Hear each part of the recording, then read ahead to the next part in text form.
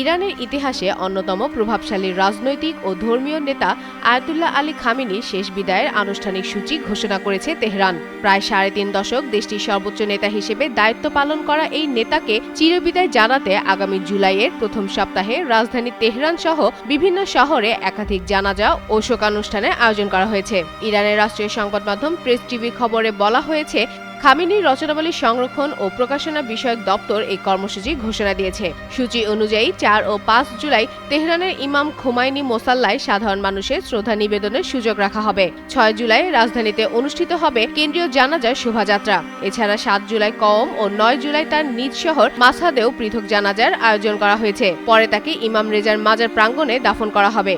চলতি বছরের ২৮ ফেব্রুয়ারি ইসরায়েল ও যুক্তরাষ্ট্রের যৌথ সামরিক অভিযানে নিহত হন খামেনি। ওই হামলায় ইরানের কয়েকটি গুরুত্বপূর্ণ সামরিক ও কৌশলগত স্থাপনাও লক্ষ্যবস্তুতে পরিণত হয়। এরপর অঞ্চল জুড়ে উত্তেজনা আরও বেড়ে যায় এবং পাল্টাপাল্টি হামলার মধ্য দিয়ে মধ্যপ্রাচ্যের নিরাপত্তা পরিস্থিতি নতুন সংকটে পড়ে। ১৯৮৯ সালে আয়াতুল্লাহ রুহুল্লাহ খুমেনির মৃত্যুর পর ইরানের দ্বিতীয় সর্বোচ্চ নেতা হিসেবে দায়িত্ব নেন আলী খামেনি। দীর্ঘ ৩৬ বছরের বেশি সময় তিনি দেশটির রাজনীতি, পররাষ্ট্রনীতি ও সামরিক কৌশলের কেন্দ্রীয় ব্যক্তিত্ব ছিলেন।